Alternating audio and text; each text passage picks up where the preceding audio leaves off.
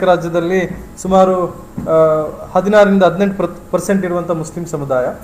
ಈ ಮುಸ್ಲಿಂ ಸಮುದಾಯವನ್ನು ಒಂದು ರೀತಿಯಲ್ಲಿ ಏನು ಹೆದರಿಸುವಂಥ ಬೆದರಿಸುವಂಥ ಪ್ರಯತ್ನಗಳು ರಾಜಕೀಯದ ಭಾಗವಾಗಿ ನಡೀತಲೇ ಇದೆ. ಈಗಲೂ ಕೂಡ ಅದು ಮುಂದುವರ್ಕೊಂಡು ಹೋಗ್ತಾನೆ ಇದೆ. ಈಗಾಗಲೇ ನಿಮ್ಮೆಲ್ರಿಗೂ ಕೂಡ ಗೊತ್ತಿರುವಂಗೆ ಬಕ್ರೀದ್ ಹಬ್ಬ ಅಂತ ಹೇಳಿದ್ರೆ ಮಾಂಸವನ್ನು ಇನ್ನಿತರರಿಗೆ ಹಂಚಿ ಆ ಹಬ್ಬವನ್ನು ಆಚರಣೆಯನ್ನು ಮಾಡ್ತೀವಿ. ಈ ಹಿಂದೆ ಎಲ್ಲವೂ ಕೂಡ ನಡ್ಕೊಂಡು ಬಂದಿರುವಂಥದ್ದು, ನಾವು ಮುಸ್ಲಿಂ ಸಮುದಾಯ ಎಲ್ಲ ಪ್ರಾಣಿಗಳನ್ನು ಕೂಡ ಒಂದೇ ರೀತಿಯಲ್ಲಿ ನೋಡ್ತೀವಿ. ಆ ಒಂದೇ ರೀತಿಯಲ್ಲಿ ನೋಡೋದ ಭಾಗವಾಗಿ ಯಾವೆಲ್ಲ ಪ್ರಾಣಿಗಳು ನಾವು ವಧೆ ಮಾಡಿ ಮಾಂಸವನ್ನು ಮಾಡ್ಲಿಕ್ಕೆ ಸಾಧ್ಯ ಆಗುತ್ತೋ ಅಂಥ ಪ್ರಾಣಿಗಳನ್ನು ನಾವೆಲ್ಲರೂ ಕೂಡ ಸೇವಿಸ್ತಾ ಇದ್ವಿ, ಜೊತೆಗೆ ದಾನವನ್ನು ಕೂಡ ಮಾಡ್ತಾ ಇದ್ವಿ. ಆದರೆ 2020ರಲ್ಲಿ ಕರ್ನಾಟಕ ಜಾನುವಾರು ಹತ್ಯೆ ನಿಷೇಧ ಹಾಗೆ ಮಾರಾಟ ನಿಷೇಧ ಕಾಯ್ದೆ 2020 ಅಂತೇಳಿ ಜಾರಿಗೊಳಿಸಿ, ಅದಕ್ಕಿಂತ ಹಿಂದೆ 1964ರಲ್ಲಿ ಕಾಯ್ದೆ ಇದ್ರೂ ಕೂಡ ಆ ಕಾಯ್ದೆಯನ್ನು ಒಂದಿಷ್ಟು ಬಲಪಡಿಸಿ ಮುಸ್ಲಿಂ ಸಮುದಾಯವನ್ನು ಟಾರ್ಗೆಟ್ ಮಾಡಿ ಒಂದು ರಾಜಕೀಯ ಟೂಲ್ ಆಗಿ ಈ ಒಂದು ಆಕ್ಟ್ ಅನ್ನ ಬಿಜೆಪಿ ಸರ್ಕಾರ ಮಾಡಿರುವಂಥದ್ದು ತಮ್ಮೆಲ್ಲರಿಗೂ ಕೂಡ ಗೊತ್ತಿದೆ. ಅದರ ಭಾಗವಾಗಿ ಪ್ರಾಣಿ ಹತ್ಯೆಯನ್ನ ಮಾಡುವಂಥದ್ದು, ಅಂದ್ರೆ ಗೋವಂಶಕ್ಕೆ ಸೇರಿದಂತ ಪ್ರಾಣಿಗಳನ್ನು ಹತ್ಯೆ ಮಾಡುವಂಥದ್ದು ನಿಷೇಧ ಮಾಡಲಾಗಿದೆ, ಹಾಗೆ ಮಾರಾಟ ಮಾಡೋದು ನಿಷೇಧ ಮಾಡಲಾಗಿದೆ. ಆದ್ರೆ ಕರ್ನಾಟಕದಲ್ಲಿ ಅಥವಾ ಇಡೀ ದೇಶದಲ್ಲಿ ಗೋವಂಶಕ್ಕೆ ಸೇರಿದಂತ ಮಾಂಸವನ್ನ ಉಪಯೋಗಿಸುವಂತವರ ಸಂಖ್ಯೆ ಮುಸ್ಲಿಂ ಸಮುದಾಯದಲ್ಲಿ ನೋಡಿದ್ರೆ ಕೇವಲ 20% ಮಾತ್ರ ಇದೀವಿ. ಆದ್ರೆ ಈ ಕಾಯ್ದೆ ಬಂದ ನಂತರದಲ್ಲಿ ಮುಸ್ಲಿಂ ಸಮುದಾಯವನ್ನ ಈ ಪ್ರಾಣಿ ಹತ್ಯೆಗೆ ಸಂಬಂಧಪಟ್ಟಂತೆ ಮುಸ್ಲಿಂ ಸಮುದಾಯವನ್ನೇ ಟಾರ್ಗೆಟ್ ಮಾಡುವಂತ ಬಹಳ ವ್ಯವಸ್ಥಿತವಾದಂತ ಒಂದು ಸಂಚು ಇಡೀ ರಾಜ್ಯದಲ್ಲಿ ದೇಶದಲ್ಲಿ ನಡೆದಿದೆ. ಯಾವುದೇ ಸಂತೆಯಲ್ಲಿ ಏನಾದರೂ ಜಾನುವಾರುಗಳನ್ನ ಕೊಂಡೊಯ್ಬೇಕಾದ್ರೆ ಮುಸ್ಲಿಂ ಸಮುದಾಯದ ಮಾತ್ರ ಅವ್ರನ್ನ ಟಾರ್ಗೆಟ್ ಮಾಡುವಂಥದ್ದು. ರೈತರು ಕೂಡ ತಮ್ಮ ಕೃಷಿ ಕೆಲಸಗಳಿಗೆ ಏನಾದರೂ ಜಾನುವಾರುಗಳನ್ನ ಪರ್ಚೇಸ್ ಮಾಡಿ ತಗೊಂಡು ಹೋಗ್ತಾ ಇದ್ರು ಕೂಡ ಅವರ ಮೇಲೆ ಹಲ್ಲೆಗಳು ನಡೆಸುವಂಥದ್ದು, ಆ ಗೋವುಗಳನ್ನ ತೆಗೆದುಕೊಂಡು ಹೋಗಿ ಪೊಲೀಸ್ನವರಿಗೆ ಒಪ್ಪಿಸುವಂಥದ್ದು, ಮಾರಲ್ ಪೊಲೀಸಿಂಗ್ ಮಾಡುವಂಥದ್ದು, ಒಂದು ಗುಂಪು ಈ ತರದ ಕಿಡಿಗೇಡಿಗಳ ಗುಂಪು ನಡುವೆ ಕೆಲಸವನ್ನು ಮಾಡಿಕೊಂಡೇ ಬಂದಿದೆ.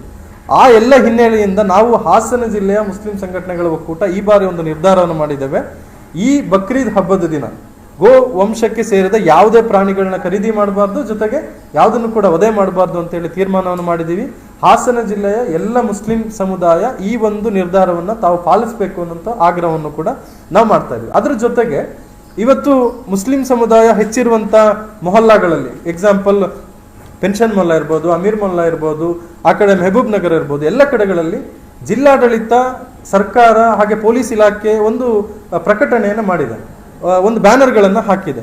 ಯಾರು ಕೂಡ ಗೋಹತ್ಯೆ ಅನ್ನೋಂಥದ್ದು ಮಾಡಬಾರ್ದು, ಜೊತೆಗೆ ಅದು ಕಾನೂನಿನಲ್ಲಿ ಅವಕಾಶ ಇರುವಂಥದ್ದು. ಆದ್ರೆ ಎಷ್ಟು ಏನು ಸಂವಿಧಾನ ವಿರೋಧಿಯಾಗಿ ಆ ಪ್ರಕಟಣೆಯನ್ನು ಮಾಡಿದ್ದಾರೆ ಅಂತ ಹೇಳಿದ್ರೆ ಸರ್ಕಾರ ಎಲ್ಲೂ ಕೂಡ ಅದನ್ನ ಹೇಳಿಲ್ಲ, ಪ್ರಕಟಣೆಯನ್ನು ಮಾಡಿ ಅಂತೇಳಿ ಎಲ್ಲೂ ಕೂಡ ನೋಟಿಫಿಕೇಶನ್ ಮಾಡಿಲ್ಲ. ಜಿಲ್ಲಾಡಳಿತವನ್ನು ನಾವು ಕೇಳಿದಾಗ ಜಿಲ್ಲಾಡಳಿತ ಯಾರು ಮಾಡಿದ್ದಾರೆ ಅಂತೇಳಿ ಗೊತ್ತಿಲ್ಲ, ಪೊಲೀಸ್ ಇಲಾಖೆಯನ್ನು ಕೇಳಿದ್ರೆ ಪೊಲೀಸ್ ಇಲಾಖೆಯಲ್ಲಿ ಯಾರು ಮಾಡಿದ್ದಾರೆ ಅಂತ ಗೊತ್ತಿಲ್ಲ, ಮಹಾನಗರ ಪಾಲಿಕೆಯನ್ನು ಕೇಳಿದ್ರೆ ಮಹಾನಗರ ಪಾಲಿಕೆಯವರು ಯಾರು ಮಾಡಿದ್ದಾರೆ ಅಂತೇಳಿ ಗೊತ್ತಿಲ್ಲ ಅಂತ ಹೇಳಿ ಉತ್ತರವನ್ನು ಕೊಡ್ತಿದ್ದಾರೆ. ಆದ್ರೆ ಇಡೀ ಹಾಸನ ನಗರದ ಎಲ್ಲ ಮೊಹಲ್ಲಾಗಳಲ್ಲಿ ಈ ರೀತಿಯಾದಂತ ಒಂದು ಫ್ಲೆಕ್ಸ್ ಗಳನ್ನ ಹಾಕಿದ್ದಾರೆ. ಅವರಿಗೆ ನೇರವಾಗಿ ಜಿಲ್ಲಾಡಳಿತ ಅಥವಾ ಏನು ಫ್ಲೆಕ್ಸ್ ಅನ್ನು ಹಾಕಿದ್ದಾರೆ, ನೇರವಾಗಿ ಏನು ನಮಗೆ ಬೆದರಿಕೆಯನ್ನು ಮಾಡುವಂತ ಒಂದು ಇದು ಮಾಡಿದ್ದಾರೆ. ಯಾರು ಕುರ್ಬಾನಿಯನ್ನು ಕೊಡ್ತೀರಿ ಅಂತವರ ಮನೆಗಳನ್ನ, ಆಸ್ತಿಗಳನ್ನ, ಇನ್ನಿತರ ಇದನ್ನ ಜಪ್ತಿ ಮಾಡ್ತೀವಿ ಅಂತೇಳಿ ಒಂದು ಪ್ರಕಟಣೆಯನ್ನು ಮಾಡಿದ್ದಾರೆ. ಯಾವ ಕಾನೂನಲ್ಲಿ ಎಲ್ಲಿ ಅವಕಾಶ ಇದೆ ಅದು?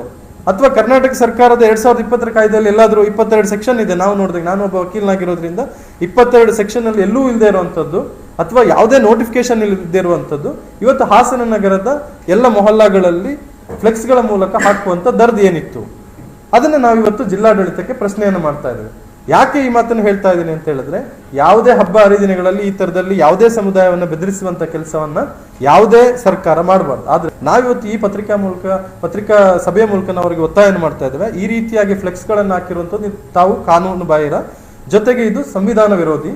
ಅದರ ಜೊತೆಗೆ ಯಾರು ಈ ಫ್ಲೆಕ್ಸ್ ಗಳನ್ನ ಮಾಡಿ ಹಾಕಿದ್ದಾರೆ ಆ ಅಂತ ಅಧಿಕಾರಿಗಳ ವಿರುದ್ಧ ನಿರ್ದಾಕ್ಷಿಣ್ಯವಾಗಿ ಕ್ರಮವನ್ನು ಕೈಗೊಳ್ಳಬೇಕು. ಎಲ್ಲ ವಿಚಾರಗಳನ್ನ ಚರ್ಚೆಯನ್ನು ಮಾಡಿ ನಾವು ಹಾಸನ ಜಿಲ್ಲೆಯ ಮುಸ್ಲಿಂ ಸಂಘಟನೆಗಳ ಒಕ್ಕೂಟ ಈ ಬಾರಿಯ ಬಕ್ರೀದ್ ಹಬ್ಬವನ್ನ ಬಹಳ ಸೌಹಾರ್ದಿತವಾಗಿ, ಶಾಂತಿಯುತವಾಗಿ ನಡೆಸಬೇಕು. ಯಾವುದೇ ಗೋವಂಶಕ್ಕೆ ಸೇರಿದಂತ ಯಾವುದೇ ಪ್ರಾಣಿಗಳನ್ನ ಖರೀದಿ ಮಾಡಬಾರ್ದು ಅನ್ನುವಂತ ಆಗ್ರಹವನ್ನು ವ್ಯಕ್ತಪಡಿಸ್ತಾ ಇದ್ದೇವೆ. ಹಾಗೆ ಇಡೀ ಜಿಲ್ಲೆಯಾದ್ಯಂತ ಈಗಾಗಲೇ ಎಲ್ಲೆಲ್ಲಿ ಈ ಮಾಂಸದ ಅಂಗಡಿಗಳಿದ್ದಾವೆ ಆ ಎಲ್ಲ ಅಂಗಡಿಗಳನ್ನು ಕೂಡ ತಾವು ದಯಮಾಡಿ ಬಂದ್ ಮಾಡಬೇಕು ಅನ್ನುವಂಥ ಒತ್ತಾಯವನ್ನು ಕೂಡ ಮಾಡ್ತಾ ಇದ್ದೇವೆ. ಜೊತೆಗೆ ಈ ಅಂಗಡಿಗಳು ಎಲ್ಲೆಲ್ಲಿದೆ ಅಂತೇಳಿ ಪೊಲೀಸ್ ಇಲಾಖೆಗೆ ಯಾವುದೇ ಗೊತ್ತಿಲ್ಲದೆ, ಮುಚ್ಚುಮರೆಯಿಂದ ಏನು ನಡೀತಾ ಇಲ್ಲ, ಅದು ತಮಗೂ ಕೂಡ ಗೊತ್ತಿದೆ, ಪೊಲೀಸ್ ಇಲಾಖೆಯವರಿಗೂ ಕೂಡ ಗೊತ್ತಿದೆ.